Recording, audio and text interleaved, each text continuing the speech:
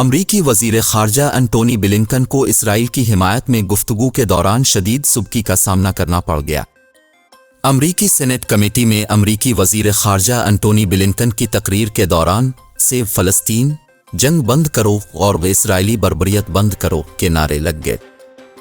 अमरीकी वज़ीर ख़ारजा बोलते बोलते चुप हो गए और सिक्योरिटी एहलकार नारे लगाने वालों को एक एक करके हाल से बाहर ले जाते रहे।